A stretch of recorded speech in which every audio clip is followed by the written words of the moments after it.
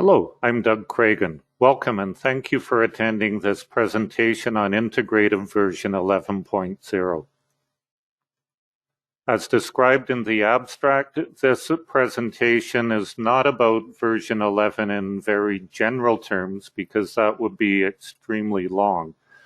This presentation rather is to teach you about the real defining feature of 11.0 that warrants a full version increment, and that is the new physics interface. In order to describe the new interface, I will give a brief presentation on how it works, and then we'll simply look at a variety of examples from the types of things that our software is able to do, and describe in each case how the physics is set up and how that affects what you get out of running the solver. The first example we're going to look at is a very generic set of blocks. We have a block of glass that's the green color.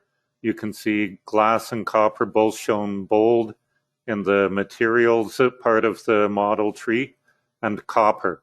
So you see alternating, selecting them here will show orange for whichever I've picked. This is a two-dimensional image in our program Lorentz 2D EM. EM indicating electric and magnetic, Lorentz indicating that there's a trajectory solver. So in the model tree, we can see that the physics contains trajectories. It contains magnetic, which all by itself we would call magneto, and it contains electric, which all by itself we would call electro.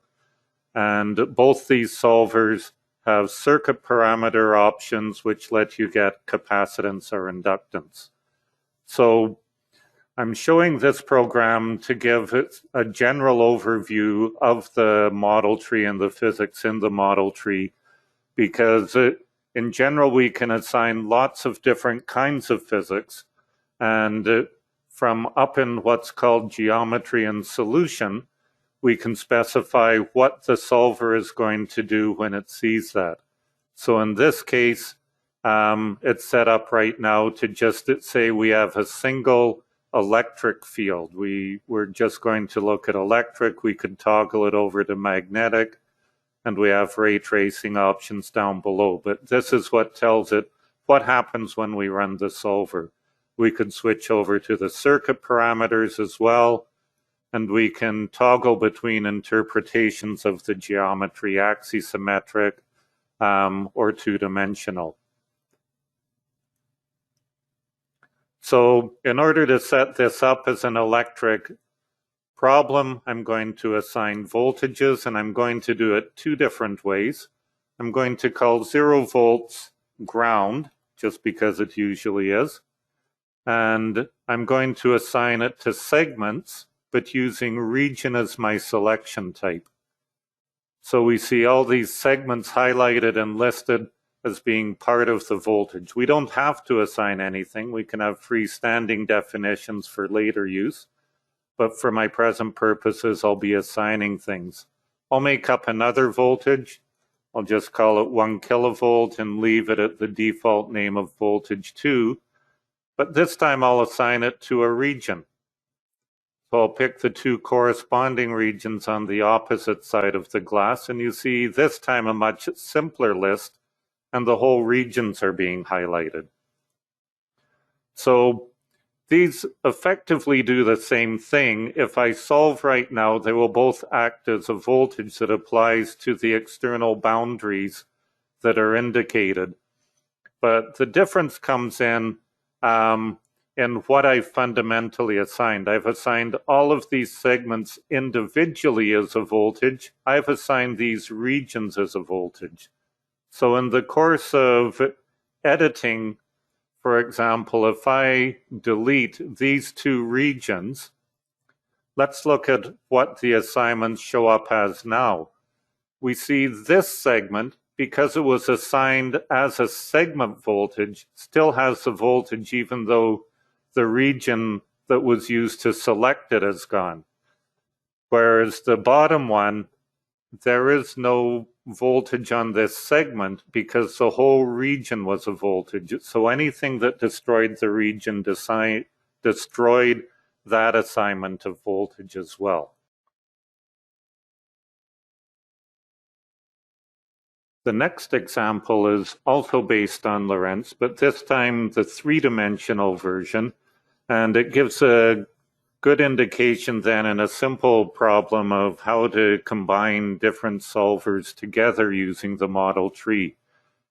Here you're looking at a vertical impressed electric field, so there's nothing to solve, so we can do this very quickly. It's simply impressed. We also have an impressed magnetic field, which is in the horizontal direction.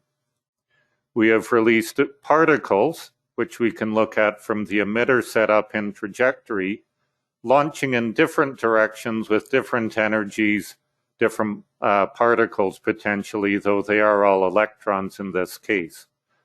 So as we launch the particles, depending on their initial momentum compared to the impressed fields, we will see cycloid paths with either a sharp cusp, like you see here with no initial energy, or with a small initial energy, a little bit of a loop, with a lot of initial energy, bigger loops. And then if we launch at some arbitrary angle, a general spiral taking place. So we have our trajectory physics, simply an emitter. We've applied using the electric and magnetic options, impressed electric and magnetic fields. And the overall interpretation the solver is going to use then is that this is three-dimensional geometry. It's doing particle ray tracing, and it's using both the electric and the magnetic solver. So let's suppose that I wanted to look at just the magnetic solver. I can uncheck electric, say OK, now I'll run the solver again. Without the electric solver there, charged particles simply move in a circular path in a magnetic field, and the radius of the path depends on the strength of the field and so on. The particle that's launched parallel to the field simply travels in a straight line. If we reverse that and say, let's look at just the electric field, run the solver. Now there's no looping, the particles simply accelerate downwards, and again, you'll see maybe parabolic shapes depending on the initial energy, but it's just a downwards acceleration. We can also turn off aspects of the physics individually. So even though I've said I have an impressed electric field here, I can say turn that off. I might have other things. I don't want to turn off all of electric, but I want to turn off this part. Now when I run the solver, you'll see that it's gone. So depending whether you want to turn off all electric or just some things electric, you can use either geometry in solution or the on-off switches that the applied physics all have. I'll show in 3D a more interesting device which actually shows some particle ray tracing, but I'll use the 3D just to explain what it is clearly, because it will take a little bit of time to solve. We'll do it in 2D to not waste time. The important thing to note here is that this omega-type path for the particles is generated by a series of electrodes which are entirely constant in the z direction. So you could draw the entire geometry on a 2D plane and then extrude it into the third dimension.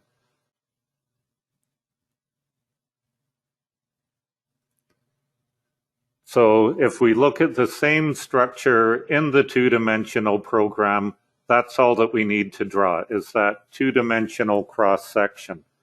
So the electrodes, as I said, are being used to generate a field which is going to deflect these particle paths, and the field is alternately in and out, forming again this omega shape, the idea being that we generate centripetal force that's going to bend in this direction, then bend in this direction,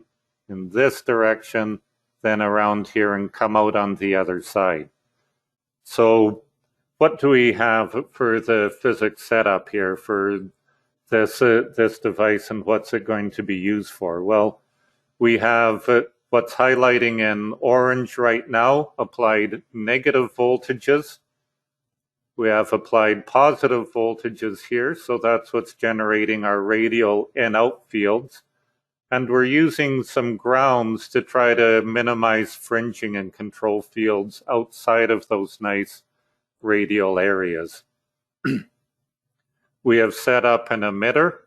The emitter consists of 3 different patches, and if we look at the properties, everything launches from the same X, Y, and Z positions in the same direction, 1 for X, so in the X direction, and at energies of 99, 100, and 101 keV.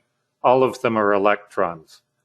So the reason this is called a filter is that they all come in looking the same, but as they go through here, the 100 eV gets exactly through. The centripetal accelerations are perfect for bringing it out through on the other side at the same energy in the same direction, where the slightly different energies deflect a bit, and of course, greatly different energies wouldn't make it through. They would just hit a wall. Likewise, other particles would have the wrong charge mass ratios, wouldn't make it through either. So it filters out to a narrow range of energy for a specific particle. It's set up using geometry and solution, of course, and here's where the extrusion is important. There's 2 types of 2-dimensional solvable geometry. 2-dimensional is what can be extruded into the direction out of the screen. And that's what we're looking at here. It's set up as a ray tracing problem with both electric and magnetic checked, but the magnetic is irrelevant because you can see here there is no magnetic physics assigned to the model. So let's experiment a little bit. Let's say this ground, does it actually do anything? Let's try turning it off. If we get rid of the ground and run the solver, then you see, in fact, these particles would have just hit walls. I didn't assign collectors in the model, so they travel through, but they would obviously not get through whatsoever. So this ground is important.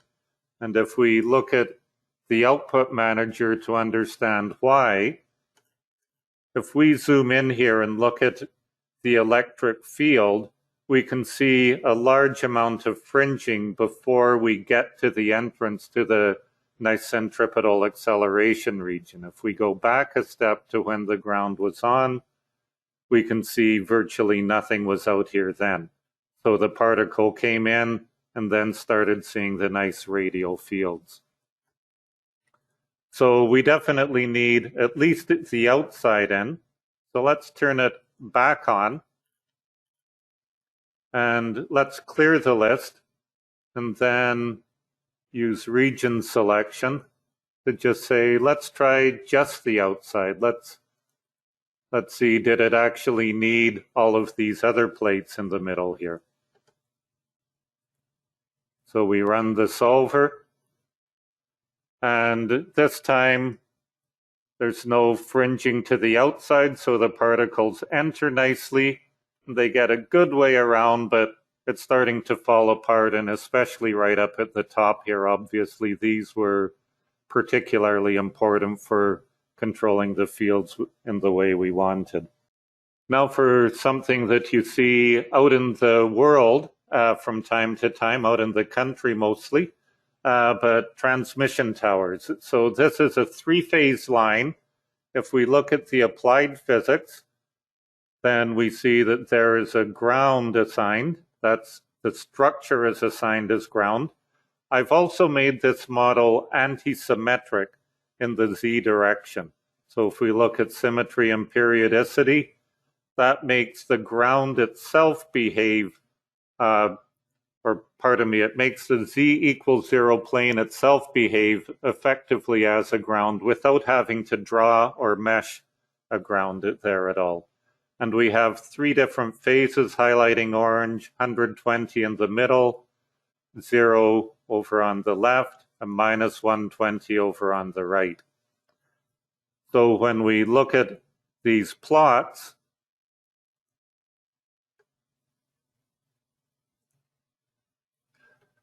we can look up around the lines at the voltages.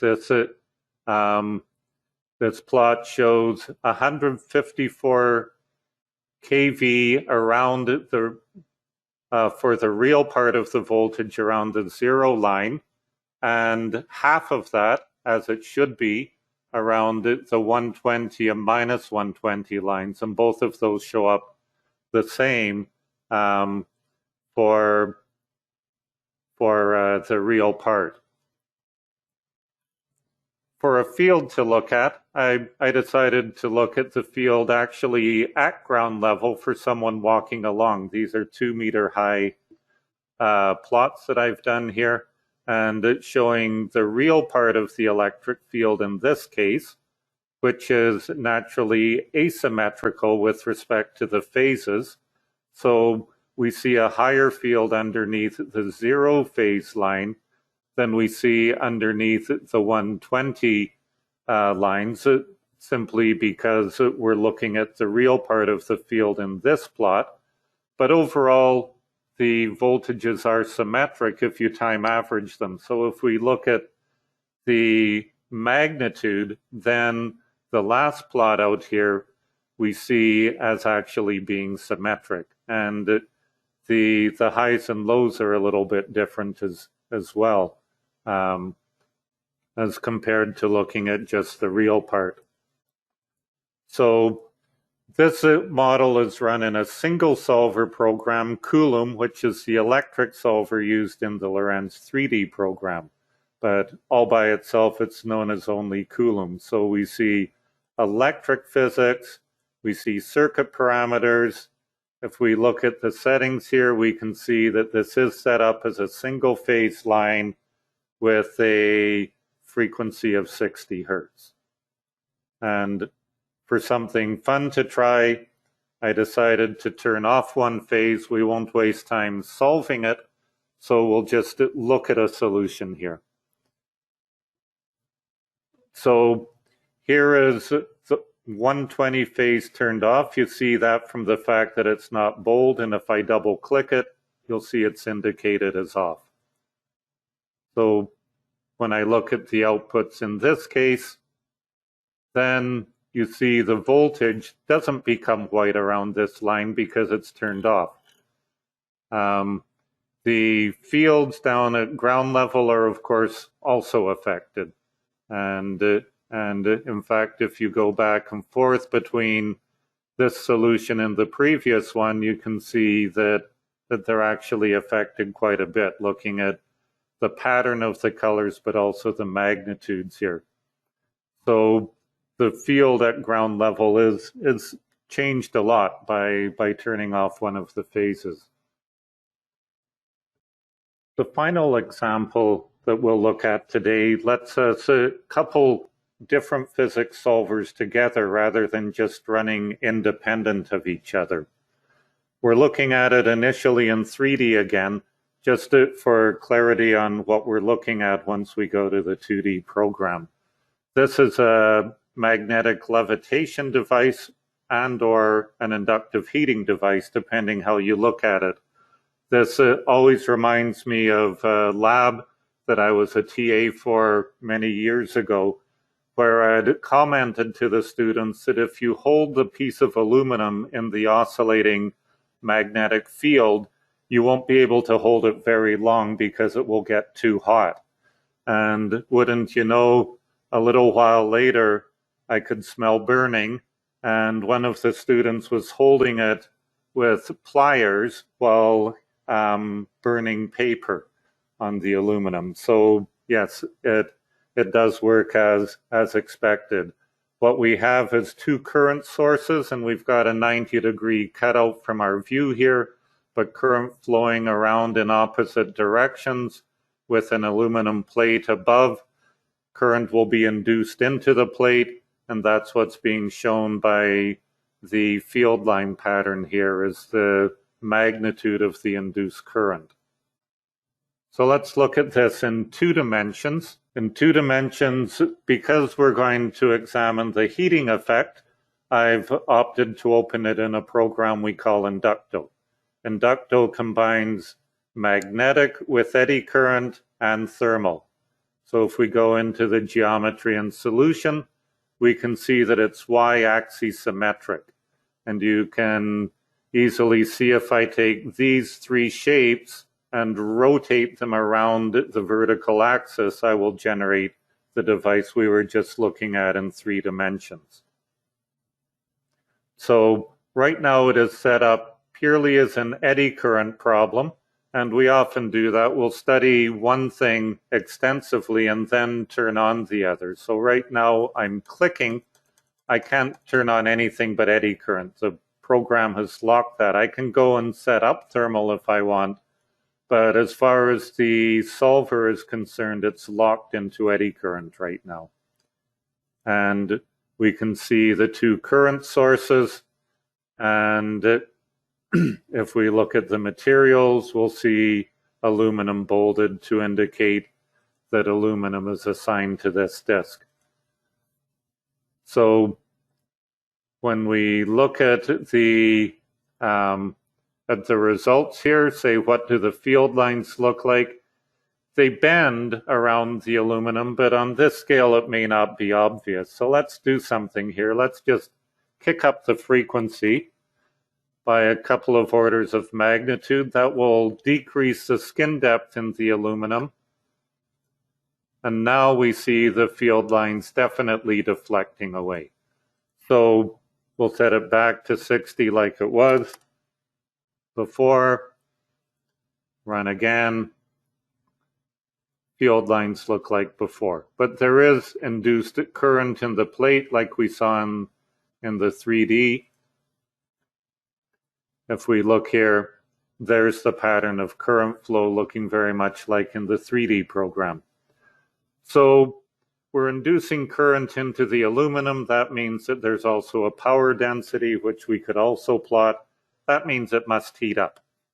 So let's take a look at that. Let's go into geometry and solution and say, oh, rather than just eddy current, let's look at inductive heating right now. Now, I don't need to set up anything thermal. My electromagnetic problem of induced current is what provides the thermal problem. So all I need to do is run the solver, and you see it ran once with one set of elements for the eddy current solution, then it ran something else for the thermal solution. And you can learn about that if you're ever interested in this program. We run different looking solvers for different purposes. We're not ever claiming that only one solver is the best. We have many solvers available. So if I flip over to the thermal mode, then I can take a look at this and see what actually happened by doing a plot in the thermal mode. So I'll say temperature in this region, and you can see, as expected, it's very uniform. We have E to the 2 here, so this is 200.9 degrees, 200.8 degrees. Within 1/10 of a degree, it's all uniform. So to make this a bit more interesting, I added a load on top, that is a piece of glass, and I'm going to look at the time dependence of the heating. So I've already solved this again just to save time here, so we don't just sit and watch the program solving. But if we look at the materials, there's glass in green, and there's the aluminum. So the aluminum heats up, that heats the glass as well. And if we look at the outputs, then we can see what we got by studying this over time. And in fact, this is a fairly substantial piece of aluminum. It takes a long time to heat up, but we can watch that process. We can run an animation showing the temperature over time. If you watch the status down at the bottom, you see relative to the total 3 hours where we're at, and you can watch the heat kind of propagate upwards. As the aluminum heats up, the glass heats up to a lesser extent. I also put a couple of probes in, so you see the crosshairs here for one probe and the other, and then plotted over time the heating of the two. So down in the aluminum, we get hotter and the temperature rises faster, and up in the glass, we don't get as hot and the temperature rises more slowly. But you can see the temperature heading off towards the final 200 degrees that we know it's going to hit. Thank you again for attending this webinar. I will look to see if there were any questions asked during it that I can answer now, but I want to invite you to contact me or the rest of our support team here at Integrated anytime with technical questions that you may have.